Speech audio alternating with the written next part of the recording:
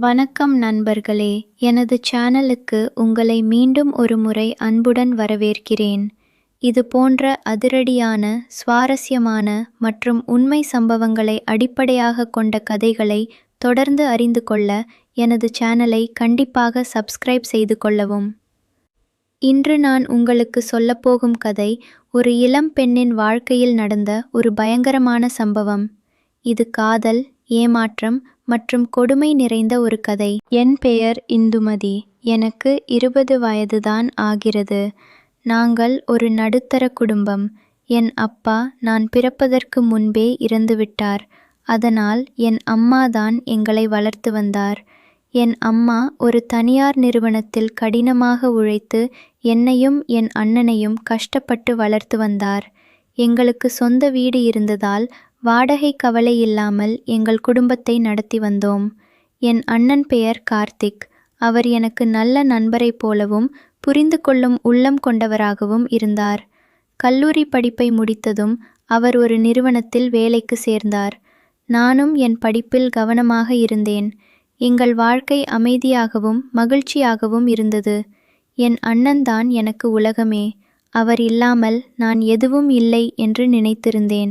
ஆனால் வாழ்க்கையில் மகிழ்ச்சி எப்போதும் நீடிப்பதில்லை. என் அண்ணனுக்கு பேஸ்புக் மூலம் சாந்தினி என்ற பெண்ணுடன் பழக்கம் ஏற்பட்டது. ஆரம்பத்தில் அவர்கள் நண்பர்களாக பழகினார்கள். பின்னர் நாளடைவில் அது காதலாக மாறியது. பேச்சு வளர்ந்தது. என் அண்ணன் சாந்தினியை திருமணம் செய்வதென முடிவு செய்தார். இதில் எனக்கு சந்தோஷமே தவிர வேறு கவலை இல்லை.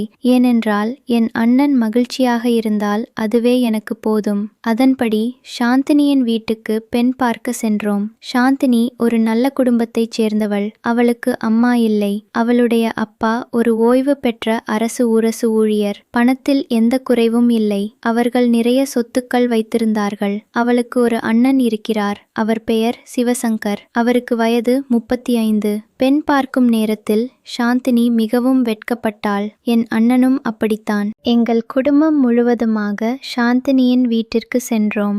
எங்களை வரவேற்ற அவர்கள் முதலில் சாந்தினியின் அப்பா என் அண்ணனை கேள்வி கேட்க ஆரம்பித்தார். எனக்கு ஒரே பொண்ணு. அதை நாங்க செல்லமா வளர்த்தோம். என் மகளுக்கு அரசு உத்தியோகத்தில் உள்ள மாப்பிள்ளையைத்தான் திருமணம் செய்து கொடுக்க வேண்டும் என்று நினைக்கிறோம். உங்க பையன் ஒரு தனியார் கம்பெனியில் வேலை செய்கிறான். அதில் எவ்வளவு சம்பளம் வரப்போகுது என்று அவர் கேட்டார். இது எங்களுக்கு கொஞ்சம் அதிர்ச்சியாக இருந்தது. இருந்தாலும் பொறுமையாக இருந்தோம். அப்போதுதான் அந்த வீட்டின் மகன் சிவசங்கர் உள்ளே வந்தார். அவர் என்னை பார்த்ததும் எனக்கு பிடித்திருப்பது அவர் முகத்தில் தெரிந்தது.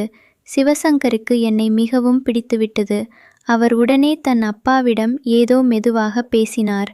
அப்போதுதான் எங்களுக்கு விஷயம் புரிந்தது. சிவசங்கருக்கு வயது 35, எனக்கு 20. இந்த வயது வித்தியாசத்தை கூட கவனிக்காதது போல் அவர் பேசினார். சிவசங்கரின் அப்பா உடனே ஒரு முடிவை எடுத்தார். உங்க பையனுக்கு என் மகளை திருமணம் செய்து கொடுக்க எனக்கு ஒரு பிரச்சனையும் இல்லை. ஆனால் நான் ஒரு நிபந்தனை வைக்கிறேன். இந்த வீட்டில் பெண் இருக்கிறாளே, அவளை என் மகனுக்கு கல்யாணம் பண்ணி கொடுத்தால் நான் உங்க பையனுக்கு என் மகளை தாராளமாக திருமணம் செய்து வைக்கிறேன். 2 திருமணமும் ஒரே மண்டபத்தில் ஒரே நேரத்தில் நடக்கட்டும். இதை கேட்டதும் என் அம்மா அதிர்ந்து போனார். இது திடீர் முடிவாக இருந்தது. நான் இதை எதிர்பார்க்கவில்லை. நாங்கள் பெண் பார்க்க வந்தோம். இங்கே என் திருமண பேச்சு வரும் என்று கனவிலும் நினைக்கவில்லை. என் அம்மா உடனே மறுத்துவிட்டார். என் பொண்ணு ரொம்ப சின்ன பொண்ணு. அவளுக்கு வயது இப்பத்தான் 20 ஆகுது. எங்களுக்கு இப்போ இந்த முடிவை எடுக்க முடியாது என்று கூறினார். ஆனால் சிவசங்கர் மற்றும் அவரது குடும்பத்தினர் எங்களை வற்புறுத்தி கொண்டே இருந்தனர். நீங்க மனசு வச்சிங்கன்னா 2 கல்யாணமும் ஒன்னா நடக்கும் என்று அவர்கள் சொன்னார்கள். என் அம்மாவுக்கு சம்மதம் சொல்ல மனமில்லை. இருந்தாலும் அவர்களின் வற்புறுத்தலுக்கு ஆளாகி, சரி நாங்க வீட்டுக்கு போய் யோசித்து சொல்றோம் என்று சொல்லிவிட்டு வந்துவிட்டோம். வீட்டுக்கு திரும்பிய போது எனக்குள் ஒரு பயம் உருவானது.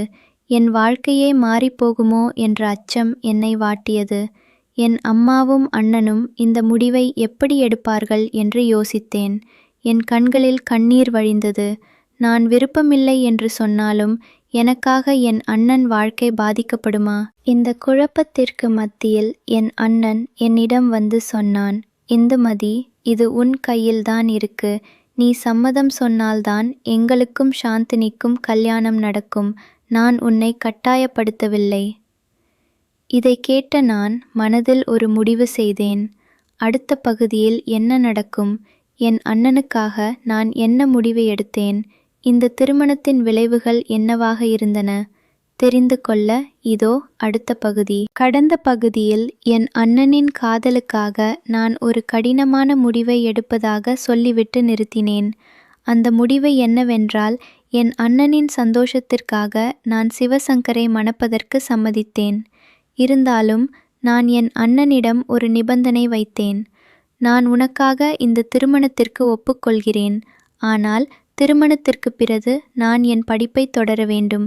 எனக்கு அந்த சுதந்திரம் வேண்டும் என்று கூறினேன். என் அண்ணன் உடனே சம்மதித்தான். அவன் கண்களில் சந்தோஷம் பொங்கியது. எனக்குள்ளேயும் ஒரு விதமான திருப்தி இருந்தது. என் அண்ணனை நான் சந்தோஷப்படுத்திவிட்டேன். இதைவிட பெரிய சந்தோஷம் எனக்கு வேறு என்ன வேண்டும்? திருமண ஏற்பாடுகள் களை கட்டின. சாந்தினி வீட்டினர் மிகவும் ஆர்வமாக இருந்தனர். அவர்கள் எங்களை விட பணக்காரர்கள். ஒரே மண்டபத்தில் 2 திருமணம். எங்களுக்கு வரதட்சணை கேட்கவில்லை. அதுவே ஒரு நிம்மதியாக இருந்தது.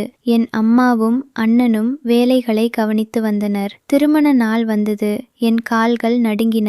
நான் மணமேடை ஏறும்போது என் மனதில் குழப்பம் இருந்தது. இருந்தாலும் என் அண்ணன் முகத்தை பார்த்து தைரியம் எடுத்துக்கொண்டேன். சிவசங்கர் எனக்கு வயதில் மூத்தவர். அவர் அழகாக, உயரமாக, ஆனால் கொஞ்சம் குடிப்பழக்கம் உள்ளவராக இருந்தார். நான் அதை பெரிதாக எடுத்துக்கொள்ளவில்லை. எல்லோரும் பெரியவர்கள் முன்னிலையில் திருமணம் மிகவும் சிறப்பாக நடந்து முடிந்தது. சாந்தினிக்கும் என் அண்ணனுக்கும் திருமணம் நடந்தது. நானும் சிவசங்கருக்கு மனைவியானேன். அன்று மாலை நான் புகுந்த வீட்டிற்கு வந்தேன். என் கணவர் சிவசங்கர் மிகவும் நல்லவர் என்று எல்லோரும் சொல்லிக் கொண்டிருந்தனர். நானும் அதை நம்பினேன். ஆனால் அந்த நம்பிக்கை எவ்வளவு நாள் நீடிக்கும் என்று எனக்கு தெரியாது. முதல் இரவு அந்த அறைக்குள் நான் தனியாக இருந்தேன். என் கல்லூரி படிப்பை தொடர ஒரு விண்ணப்ப படிவத்தை எழுதி கொண்டிருந்தேன். என் கணவர் சிவசங்கர் உள்ளே வந்தார். ஆனால் அவர் நன்றாக குடிபோதையில் இருந்தார். நான் அதிர்ந்து போனேன். நல்லவர் என்று சொன்னவர் இப்படி குடித்துவிட்டு வருவார் என்று எதிர்பார்க்கவில்லை. இவ்வளவு போதையா என்று நான் கேட்கும் முன் அவர் பேசாமல் என்னை நெருங்கினார். எனக்கு பயம் வந்தது. நான் தடுத்தேன். இல்லை, நான் தயாராக இல்லை என்று சொன்னேன். ஆனால் அவர் கேட்கவில்லை. என் விருப்பத்திற்கு மாறாக அவர் என்னை பலவந்தமாக நெருங்கினார். நான் எவ்வளவோ அழுதேன், கெஞ்சினேன், தடுத்தேன். அவர் என்னை ஒரு பொருளைப் போல நடத்தினார். எனக்கு உடலில் காயம் ஏற்பட்டது. ஆனால் அவர் பொருட்படுத்தவில்லை. அந்த இரவு என் வாழ்க்கையிலேயே மோசமான இரவு. அவர் என்னை கொடுமைப்படுத்திவிட்டு திருப்தி அடைந்து உறங்கி போனார். நான் அழுது கொண்டே இருந்தேன். என் கனவுகள் எல்லாம் அந்த ஒரே இரவில் உடைந்து போனதாக உணர்ந்தேன். இவர்தான் என் கணவர் என்று நினைக்கவே மனது வெடித்தது. காலையில் கண் விழித்து பார்த்தேன். உடம்பு முழுவதும் வலி. நான் அழுதேன். ஆனால் அதை வெளிக்காட்டிக் கொள்ளாமல் அம்மாவிடம் சொல்லக்கூடாது என்று முடிவு செய்தேன். ஏனென்றால் நான் திருமணத்தை ஒப்புக்கொண்டதே என் அண்ணனுக்காக. அதை இப்போது கெடுத்துவிடக்கூடாது. அடுத்த நாட்கள் கொடுமையாக இருந்தன. சிவசங்கர் குடித்துவிட்டு வந்து என்னை மிரட்டுவார். பகலிலும் அவர் குடிப்பார். ஒரு நாள் அவர் அசைவ உணவு கேட்டார். எனக்கு அதை சமைக்க தெரியாது. நான் சைவ உணவுதான் சமைத்திருந்தேன். எனக்கு கறி மீன் வேண்டும், சமைத்து கொண்டு வா என்று அவர் ஆணையிட்டார். எனக்கு அது சமைக்க தெரியாது என்று நான் சொன்னதும் அவர் கோபத்தில் என் மீது கை வைத்தார். என்னை அடித்து துன்புறுத்தினார். நான் ஏதோ குற்றவாளி போல உணர்ந்தேன். பிறகு என் மாமனார் எனக்கு உதவி செய்வதாக வந்தார். நான் உனக்கு சமைக்க கத்துக் கொடுக்கிறேன் என்று சொன்னார். ஆனால் அந்த உதவியில் வேறு நோக்கம் இருந்தது. அவர் என்னை சமையல் சொல்லிக் கொடுக்கும்போது தவறான தொடுதல்கள், தவறான பார்வைகள் எனக்கு மிகவும் அருவருப்பாக இருந்தது. ஆனால் வேறு வழி இல்லை. என் கணவர் என்னை அடித்து துன்புறுத்துவதை விட மாமனாரின் தொடுதல் கொஞ்சம் மென்மையானது. ஆனால் அதுவும் தவறுதான். நான் அந்த வீட்டில் ஒரு வேலைக்காரி மாதிரி சமைத்து பரிமாற வேண்டும். எல்லோருக்கும் பணிவிடை செய்ய வேண்டும். என் கல்லூரி கனவுகள் தூசி படிந்து கிடந்தன. ஒரு நாள் நான் துணி துவைக்கும் போது மாமனார் வந்து துணியை பிழிந்து காய போடுறது எப்படின்னு தெரியுமா என்று கேட்டுக்கொண்டே என் கைகளை பிடித்தார். அது ஒரு விபரீதமான தொடுதல். நான் அதிர்ச்சி அடைந்து பின்வாங்கினேன். இதெல்லாம் எனக்கு புதிது. நான் ஒரு அப்பாவி பெண். இந்த உலகத்தின் கொடூரத்தை நான் அப்போதுதான் உணர்ந்தேன். அடுத்த பகுதியில் இந்துமதி இந்த கொடுமைகளுக்கு எதிராக எப்படி போராடினாள்? அவளால் இந்த சூழ்நிலையில் இருந்து தப்பிக்க முடிந்ததா அல்லது இன்னும் பெரிய சிக்கலில் சிக்கினாளா? தெரிந்து கொள்ள அடுத்த பகுதியை பார்க்கவும். கடந்த பகுதியில் இந்துமதி தன் கணவன் மற்றும் மாமனாரின் கொடுமைகளை பற்றி கூறினேன். இப்போது அந்த வாழ்க்கையில் இருந்து தப்பிக்க அவள் மேற்கொண்ட முயற்சிகள் பற்றி பார்க்கலாம். என் வாழ்க்கை ஒரு சிறையாக மாறியது. என் கணவர் சிவசங்கர் மது போதையில் என்னை துன்புறுத்தினார். என் மாமனார் வாய்ப்பு கிடைக்கும் போதெல்லாம் என்னை தொட்டு தொட்டு பேசுவார். நான் மிகவும் மன உளைச்சலுக்கு ஆளானேன். என் படிப்பு பற்றி யோசிக்கும் போதெல்லாம் என் கண்களில் கண்ணீர் வரும். ஆனால் நான் பலவீனமாக இருக்க விரும்பவில்லை. ஒரு நாள் தைரியமாக என் கணவரிடம் சென்று, என் கல்லூரி படிப்பை தொடர விண்ணப்பித்து இருக்கிறேன். இதை கல்லூரியில் சமர்ப்பிக்க வேண்டும். நீங்கள்தான் கொடுக்கணும் என்று சொன்னேன். நான் அவரிடம் ஒரு விண்ணப்ப படிவத்தை கொடுத்தேன். அது கல்லூரியில் சேர்வதற்கான கடைசி நாள். அவர் ஆச்சரியமாக பார்த்தார். நீ படிக்கப் போறியா என்று கேட்டார். ஆமாம், நான் படிக்கணும், அதுதான் என் ஆசை என்று நான் சொன்னேன். எதிர்பாராத விதமாக அவர் ஒப்புக்கொண்டார். சரி, நான் போய் கொடுத்துட்டு வரேன் என்று சொல்லிவிட்டு சென்றார். இது எனக்கு ஒரு சின்ன வெற்றி. ஆனால் அந்த வெற்றி நீடிக்கவில்லை. என் அம்மா எனக்கு உதவியாக இருக்க வேண்டி ஒரு செல்போனை வாங்கி அனுப்பி வைத்தார். ஒரு நாள் ஒரு ஆள் வீட்டிற்கு வந்து அந்த செல்போனை என்னிடம் கொடுத்தார். நான் மிகவும் சந்தோஷமாக இருந்தேன். ஆனால் என் மாமனார் அதை கவனித்து விட்டார். அவர் உடனே என் கணவருக்கு ஃபோன் செய்து, உன் மனைவிக்கு யாரோ ஒரு ஆள் செல்போன் வாங்கி கொடுத்துட்டு போகிறான் என்று தகவல் சொன்னார். சிவசங்கர் மதுபோதையில் கோபத்துடன் வீட்டிற்கு வந்தார். அது யாருடைய செல்போன்? உன் பழைய காதலனா என்று கத்திக்கொண்டே என்னை தாக்க ஆரம்பித்தார். இல்லைங்க, இது என் அம்மா அனுப்பியது என்று நான் கதறி அழுதேன். ஆனால் அவர் நம்பவில்லை. அவர் என்னை அடித்து உதைத்து காயப்படுத்தினார். அந்த நேரத்தில் அந்த செல்போனுக்கு ஒரு கால் வந்தது. சிவசங்கர் ஃபோனை எடுத்து பேசினார். அதில் என் அம்மாதான் பேசினார். கிஃப்ட் எப்படி இருக்குமா என்று என் அம்மா கேட்டார். அப்போதுதான் சிவசங்கருக்கு உண்மை தெரிந்தது. என்கிட்ட சொல்லாம செல்போன் அனுப்பி எங்களை பிரச்சனையில் மாட்டிவிட்டீங்க என்று சொல்லி ஃபோனை கட் செய்து வெளியே சென்று விட்டார். நான் உடல் முழுவதும் காயத்துடன் தரையில் விழுந்து கிடந்தேன். என் உடம்பு இரத்தம் கசிந்தது. என் மாமனார் உள்ளே வந்து, அடிச்சிட்டானா, நான் மருந்து போட்டு கட்டி போடுறேன் என்று சொல்லி என்னை தொட முயன்றார். நான் அவரை பயத்துடன் பார்த்தேன். வேண்டாம் என்று கத்தினேன். ஆனால் அவர் கேட்கவில்லை. அவரின் தொடுதல் எனக்கு ஒரு புதிய வேதனையை கொடுத்தது. அன்று இரவு நான் ஒரு முடிவு செய்தேன். நான் இங்கே இருக்க முடியாது. இது என் வாழ்க்கையை முடித்துவிடும். உடனே நான் என் துணிகளை எடுத்துக்கொண்டு வீட்டை விட்டு வெளியேறினேன்.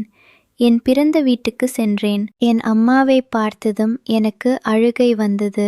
நான் என் மடியில் தலை வைத்து அழுதேன். அம்மா என்னை அணைத்து கொண்டார். நடந்த அனைத்தையும் அவரிடம் சொன்னேன். என் கணவரின் கொடுமை, மாமனாரின் தவறான தொடுதல், என் மீது நடந்த அனைத்து வன்கொடுமைகளையும் கண்ணீருடன் கூறினேன்.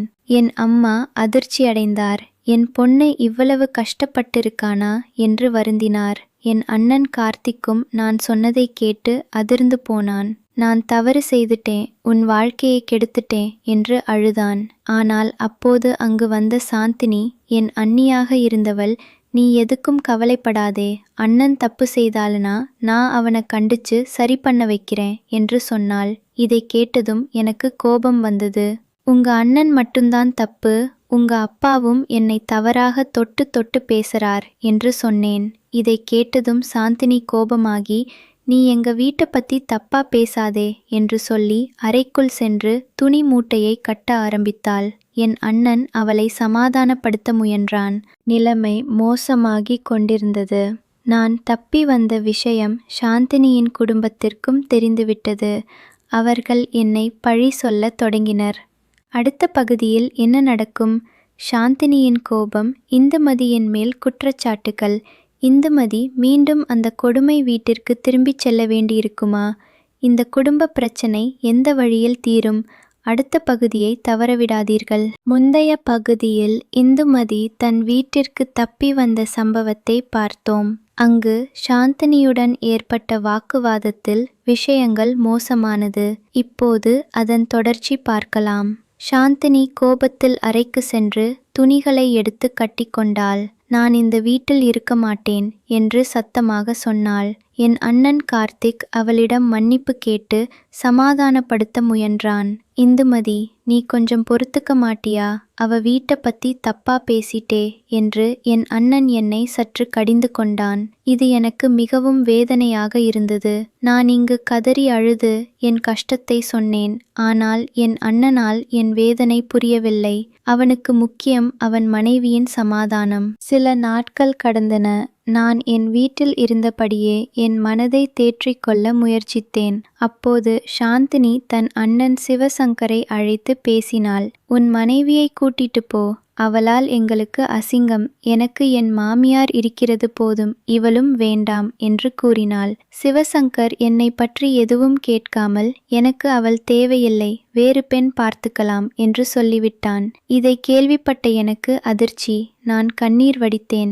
என் கணவன் என்னை ஒரு பொருளைப் போல ஒதுக்கி வைக்கிறான். இதற்கு மேல் நான் அவனை நம்ப முடியாது. ஆனால் சாந்தினி ஒரு திட்டம் போட்டாள். அவள் தன் கணவன் மற்றும் மாமியாருடன் சேர்ந்து என் அம்மாவிடம் பேசினாள். இந்துமதியை சிவசங்கர் வீட்டுக்கு அனுப்பி வைங்க. இனிமேல் அவன் அவளை நன்றாக பார்த்து கொள்வான். இதுதான் சரியான முடிவு என்று வற்புறுத்தினாள். என் அம்மா தயங்கினார். ஆனால் சமூக அழுத்தமும் பெண் வீட்டுக்கு வந்துவிட்டால் அது அவமானம் என்ற பேச்சும் அவரை பாதித்தது.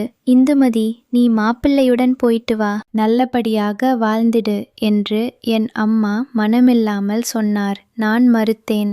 அம்மா, வேண்டாம், அவங்க என்னை கொடுமைப்படுத்துவாங்க என்று கதறினேன். ஆனால் யாரும் என் பேச்சை கேட்கவில்லை. என் அண்ணன் சிவசங்கரிடம், நீ இந்துமதியை மன்னிச்சிடு, அவ சின்ன பொண்ணு, தப்பு பண்ணிருக்கா என்று சொல்லி என்னை அவன் கையில் ஒப்படைத்தான். நான் மீண்டும் அந்த கொடுமை வீட்டிற்கு திரும்ப வேண்டியதாயிற்று. சிவசங்கர் என்னை வீட்டிற்கு கூட்டி செல்ல சம்மதித்தான். ஆனால் அவன் முகத்தில் ஏதோ மர்மம் இருந்தது. நாங்கள் 3 பேர், சாந்தினி, சிவசங்கர் மற்றும் நான், ஒரு காரில் புறப்பட்டோம். வழியில் சாந்தினி சொன்னால், நம்ம ஊர்ல ஒரு சொந்தக்காரர் இருக்கிறார், அவரை போய் பார்த்துட்டு போகலாம் என்று. நான் அதற்கு சம்மதித்தேன். நாங்கள் ஒரு பெரிய வீட்டிற்கு சென்றோம். அந்த வீடு பாழடைந்து கிடந்தது. அங்கு யாரும் இல்லை. கொஞ்ச நேரத்தில் ஒரு வயதான மனிதர் வந்தார். அவருக்கு 40 அல்லது 50 வயது இருக்கும்.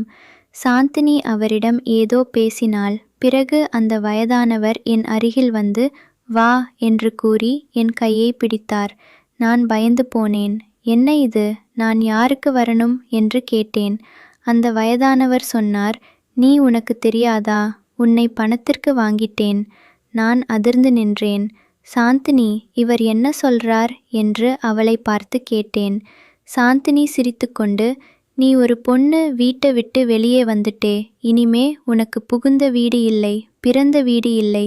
நீ இந்த விபச்சார விடுதிகளில்தான் இருக்கணும். இவர் உனக்கு புதிய கணவர் என்று சொன்னாள். எனக்கு தலை சுற்றியது. என் சொந்த அண்ணியை என்னை விற்றுவிட்டாளா? நான் கதறி அழுதேன். சாந்தினி, உன்னை என் அண்ணனுக்காக நான் எவ்வளவு தியாகம் செய்தேன்.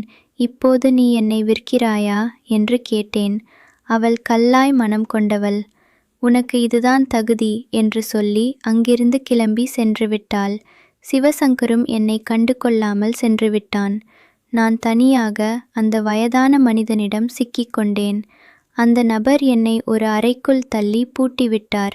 இந்துமதி இப்போது மிக மோசமான சூழலில் சிக்கியிருக்கிறாள். அவள் எப்படி இந்த கதியிலிருந்து மீளப்போகிறாள்? அவளுக்கு யாரும் உதவி செய்வார்களா? அல்லது இதுதான் அவள் கதையின் முடிவா? அடுத்த பகுதியில் பார்க்கலாம். முந்தைய பகுதியில் இந்துமதி தன் அண்ணி சாந்தினி மற்றும் கணவன் சிவசங்கரால் ஏமாற்றப்பட்டு ஒரு வயதான மனிதனிடம் விற்கப்பட்ட சம்பவத்தை பார்த்தோம். அந்த அறை இருட்டாக இருந்தது. தரையில் ஈரம். நான் நடுங்கிக் கொண்டிருந்தேன். அந்த வயதானவர் என்னை பூட்டிவிட்டு வெளியே சென்று விட்டார். எனக்கு ஒரே ஒரு எண்ணம்தான், இனிமே நான் இங்கிருந்து தப்பிக்கணும் என்று. நான் அந்த அறையில் சுற்றி வந்தேன். ஜன்னல்கள் பாதுகாப்பாக இருந்தன. கதவு பலமான பூட்டு. என் உடல் வலியால் துடித்தது, ஆனால் என் மனம் வலிமையாக இருந்தது. நான் இந்த அம்மாவிற்காக, அண்ணனுக்காக எல்லாவற்றையும் இழந்துவிட்டேன். இனிமேல் நான் யாருக்காகவும் என் வாழ்க்கையை தியாகம் செய்ய மாட்டேன். நானே என் வாழ்க்கையை காப்பாற்றிக் கொள்ள வேண்டும். அந்த வயதான மனிதன் பெயர் சின்னத்தம்பி. அவர் ஒரு கொடூரமானவர். என்னை பலவந்தமாக அவர் தன் விருப்பத்திற்கு கட்டுப்படுத்த முயன்றார். ஆனால் நான் ஒவ்வொரு முறையும் எதிர்த்து போராடினேன். ஒரு நாள் அவர் எனக்கு உணவு கொடுக்க வந்தார். அப்போது அவர் முற்றிலும் போதையில் இருந்தார். நான் ஒரு தந்திரத்தை முடிவு செய்தேன். அவர் சாப்பாடு தரையில் வைத்துவிட்டு என்னை நெருங்கிய போது நான் முன்பே எடுத்து வைத்திருந்த ஒரு இரும்பு கம்பியால் அவரது தலையில் பலமாக அடித்தேன். அவர் தரையில் விழுந்தார். நான் விரைவாக அந்த அறையின் கதவை திறந்து வெளியே ஓடினேன். என் உடல் காயத்துடன் இருந்தது, ஆனால் நான் ஓடினேன். நேராக காவல் நிலையத்திற்கு சென்றேன். நான் ஒரு போலீஸ் இன்ஸ்பெக்டரை சந்தித்தேன். ஐயா, நான் இந்துமதி. என்னை என் கணவர் மற்றும் அண்ணியின் குடும்பத்தினர் பணத்திற்கு விற்றுவிட்டனர். என்னை ஒரு கும்பல் துஷ்பிரயோகம் செய்தது. எனக்கு நியாயம் வேண்டும் என்று கதறி அழுதேன். நான் சாந்தினி, சிவசங்கர் மற்றும் சின்னத்தம்பி ஆகியோரின் மேல் புகார் கொடுத்தேன். இன்ஸ்பெக்டர் உடனே உதவி செய்ய ஒப்புக்கொண்டார். நான் ஒரு பெண் வழக்கறிஞரின் உதவியையும் நாடினேன். நான் சட்டத்தின் பக்கம் நிற்க முடிவு செய்தேன். பின்னர் நானும் போலீஸ் குழுவும் சாந்தினி மற்றும் சிவசங்கரின் வீட்டிற்கு சென்றோம். நான் கதவை தட்டினேன். சாந்தினி கதவை திறந்தாள். என்னை பார்த்ததும் அவள் முகம் வெளிரிப்போனது. எப்படி வந்தே என்று அதிர்ச்சியுடன் கேட்டாள். நான் பதில் சொல்லவில்லை. போலீசார் உள்ளே நுழைந்தனர். சாந்தினி பயந்து போய் ஓட முயன்றாள். ஆனால் போலீசார் அவளை தடுத்து நிறுத்தினர். என் அம்மாவும் அண்ணனும் அங்கு வந்தனர். நான் நடந்த அனைத்தையும் விவரித்தேன். என் அம்மா கண்ணீர் விட்டு அழுதார்.